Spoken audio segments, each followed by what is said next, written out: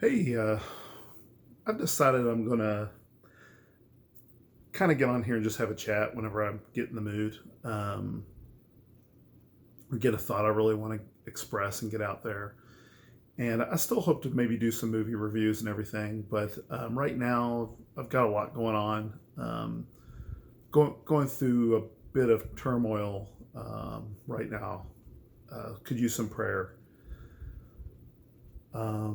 But anyway, so I want to have just a chat, just a little talk about something I've been looking into recently. I've been studying Daniel 8 and some of the prophecies there and how they came true. Um, I believe that they did come true. If you look at the history, it's very interesting. There's so many prophecies in the Old Testament that came true, and every single time an unbeliever deals with them, when I say an unbeliever, I don't mean just a random Joe off the street. I mean like a scholar. Their answer is always the same. Well, this was written after the events. And that is such a simplistic answer to a much bigger problem. As we move along away from these historical events, we actually learn more about them, not less. We uncover more evidence. And we start to find out that these prophecies, more details about them start to make themselves true. Like we start to understand they were true. And now, what details am I talking about? Well, I'm talking about they're highly detailed details. They're not just details. They're detailed details. Now, there's a guy in the political commentary world named Dick Morris. When he makes a prediction, it's always pretty vague and it's always kind of obvious. And then when it doesn't go as predicted,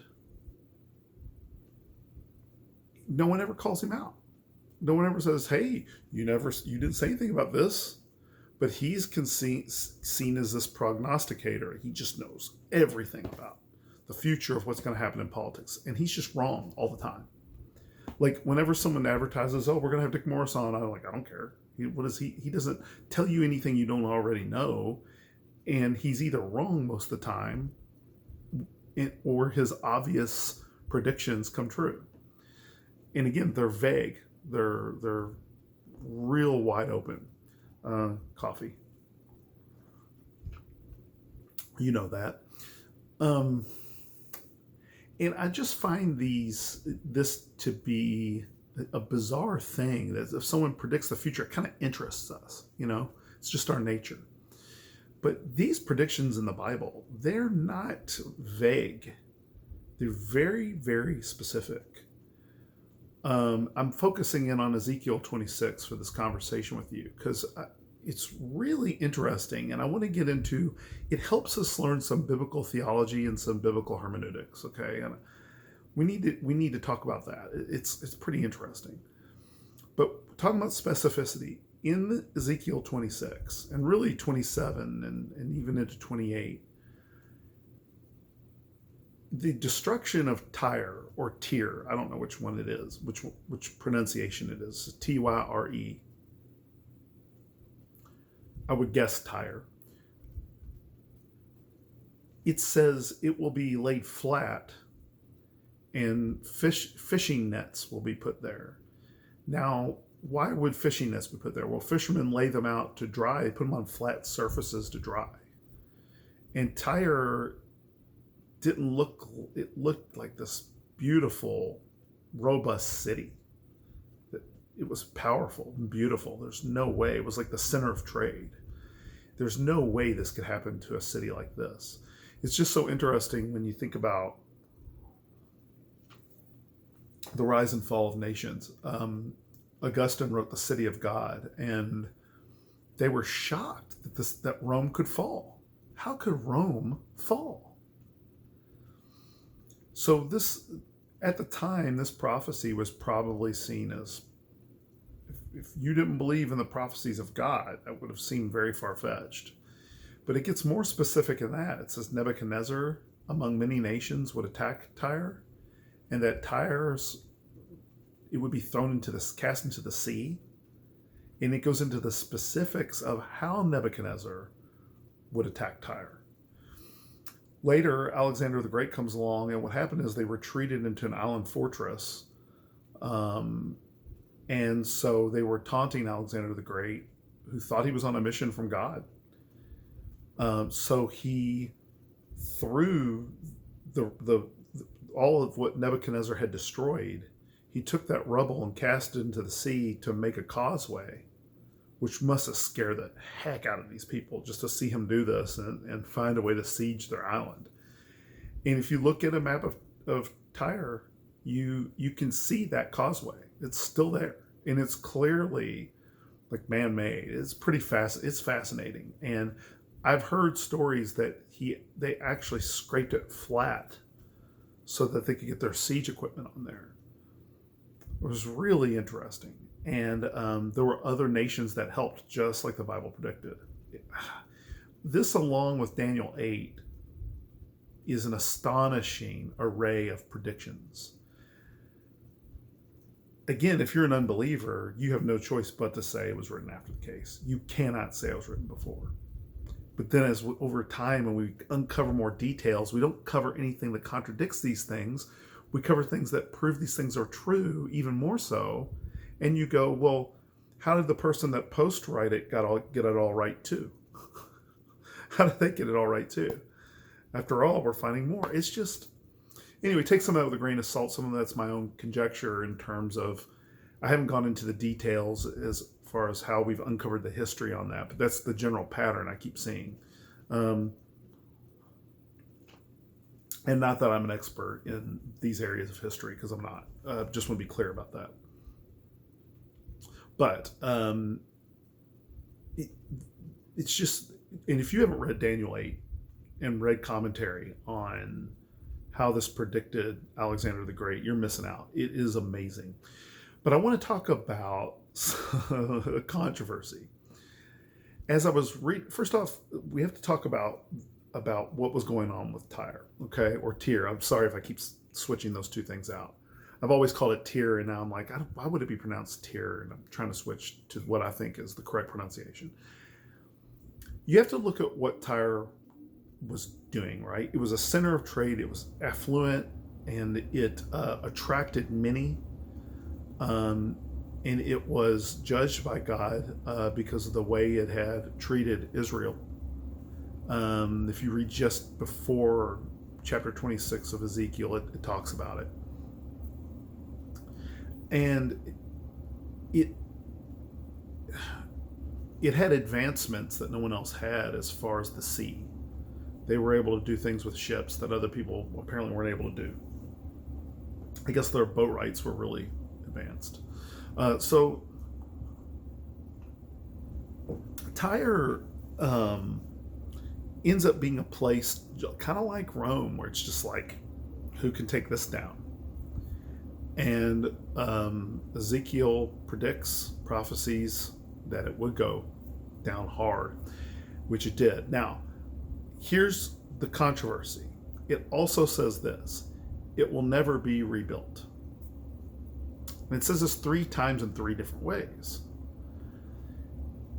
And you have to remember the type of literature the Bible's employing here to describe this.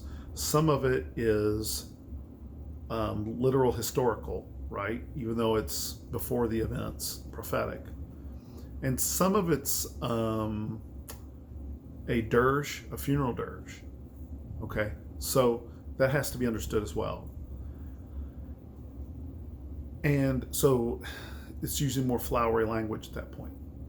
And when it says that it will never be rebuilt, it doesn't even use the language that way. It's like, would never arrive again at its majesty that it had occupied, is what it essentially says. If you take all 3 of the statements about it not being ever rising again, all 3 of the statements give you a bigger picture of how Tyre how it's over and will never rise again. And in the one sense, it appears that it won't be rebuilt, but in another sense, it appears that it will never arrive at the level of influence that it once had and never be this metropolis that stood for something like it did. Now I'm going to get that. If that's vague, it's good, because I'm going to get to that in a minute. It's really interesting. And I'm going to try to keep this under 15 if I can. Now, if you look at a picture of Tyre today, what you'll see from the island all the way, but stops right on the causeway, not onto the mainland, are buildings. Now, I want to tell you something. When I first read that it would never be rebuilt, it struck me as odd. It struck me as very odd. I want to tell you why. I find that God is more interested in people than he is in land. It doesn't mean that God doesn't care about land, but when you look at the nature of this prophecy, his problem is with the kind of people that Israel's dealing with. Now if I'm talking slow, I apologize. There's just so much to say about this, okay? This will not be 15 minutes, I can tell. The first to say about this is this. This is Old Covenant versus New Covenant thinking. In the Old Covenant, God did not deal with individuals in a salvific sense, right? In a spiritual sense. He dealt with national Israel, and if Israel's leaders failed, all of Israel failed, right? David failed, and it created a spiral of sin that affected the whole nation. Solomon sinned, and it ended with Israel being exiled. I mean, it was that bad. So he deals with nations at this time. That is very different than the New Testament, where he deals with individuals. He makes covenants with individuals. Well, a covenant with individuals. So that's the first thing. You got to keep that in your mind. That's very important, because when he talks about Tyre not being rebuilt, this is a judgment on all of Tyre and its inhabitants, right? And when you see people, you can look it up on YouTube. There's people that said, hey, this is a failed prophecy, so clearly the Bible's false, because there's buildings there right now. And I was like, okay, I'll consider that. I don't think it's true. I know there's buildings there, but I'll think about that. And then I saw a Christian response, and the Christian response was, well, it's not, the buildings aren't on the mainland. Now, I will tell you that in defense of that position, it does discuss the mainland, Tyre on the mainland, which is really interesting, because no one knew they were going to go to this defensive island. But it emphasizes the mainland. You can read it yourself in Ezekiel. It was really, really specific, as I said. They knew things that, how could anyone know? And that's the other thing.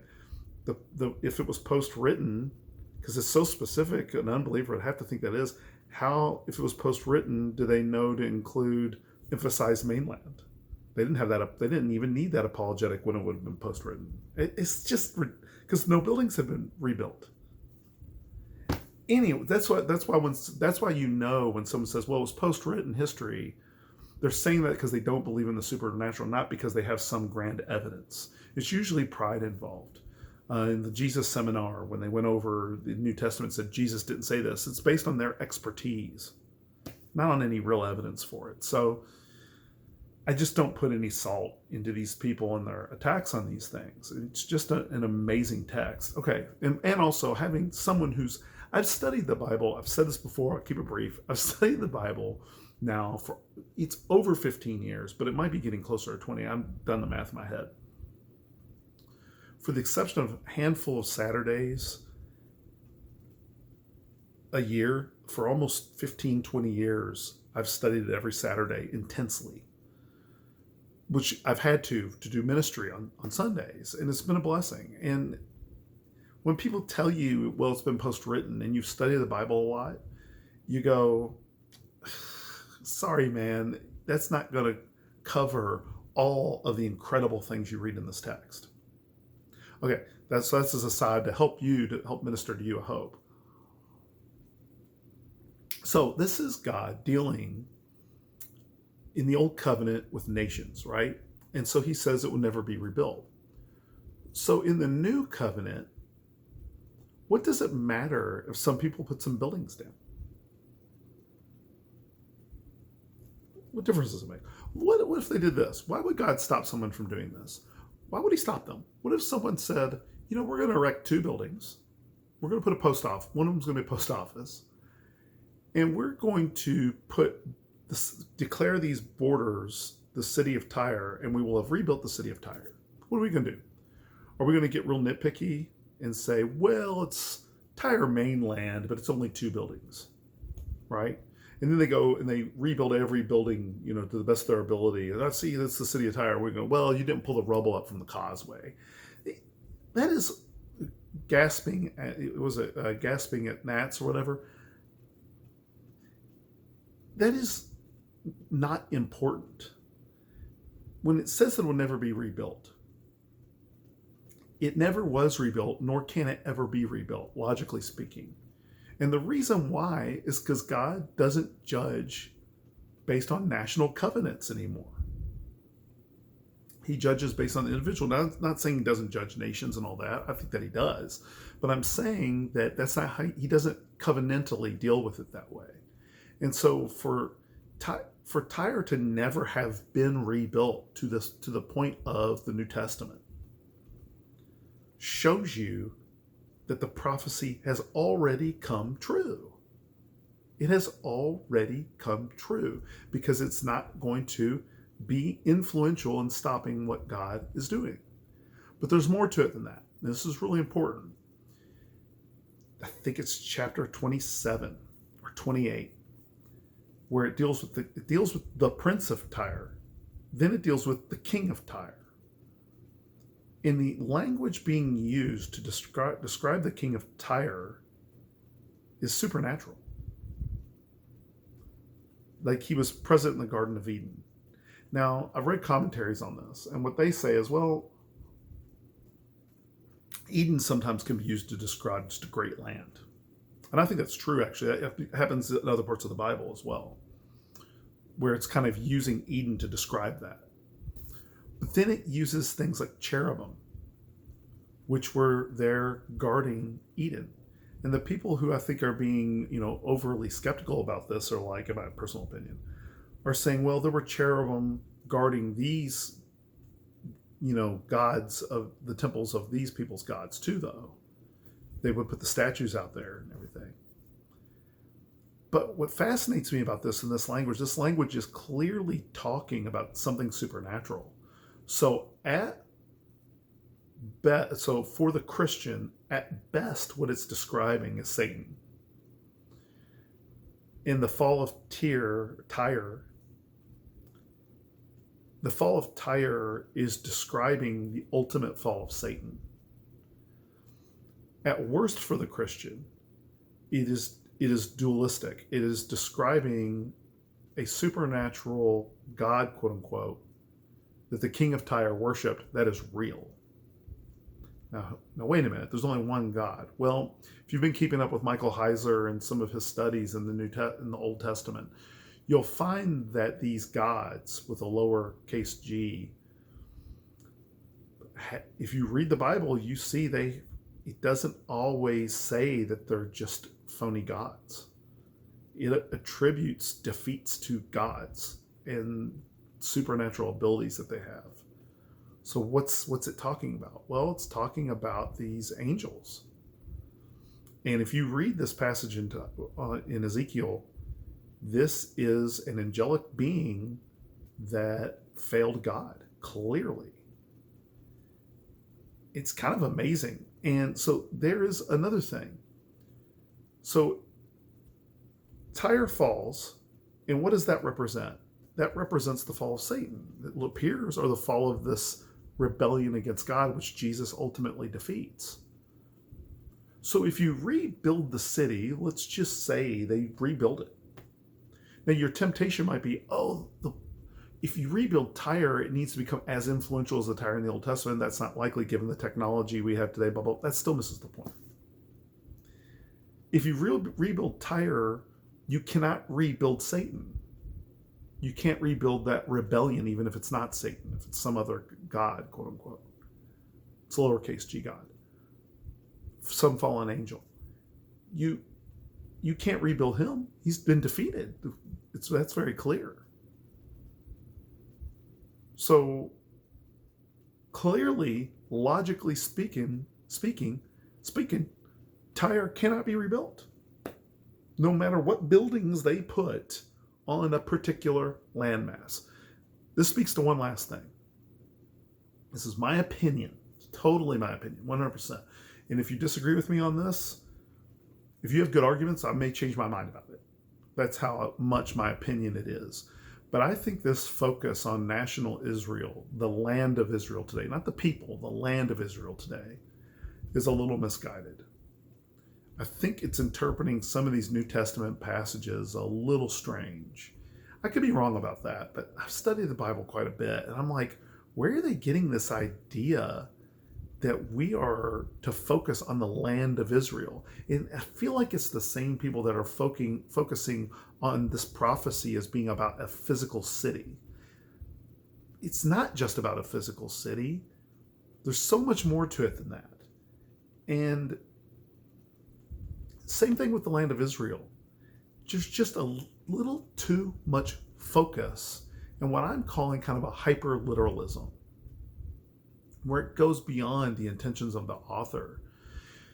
And the fact of the matter is this. I was thinking about this the other day. When it comes to end times, and this is a side, but when it comes to end times, I think there's still some things to be revealed. And when they are revealed, I think it's possible God is holding back things that should otherwise be obvious to us. And when it is made known, we're going to be like, why didn't I see that? Why didn't I see that? And there's just things that one day we're going to be like, oh, it all makes sense now. You can't tell me that hasn't happened in your life as a Christian. That's what happened to me the first time I heard of the cross explained that it was the way to God from getting me out of sin. It was like, oh, it all makes sense now. And I think that's the way it's going to be when the end times finally come to their conclusion, because we're living in end times right now. Tells you a little bit what I think about end times and my position in the millennium and everything. But anyway, have a good one.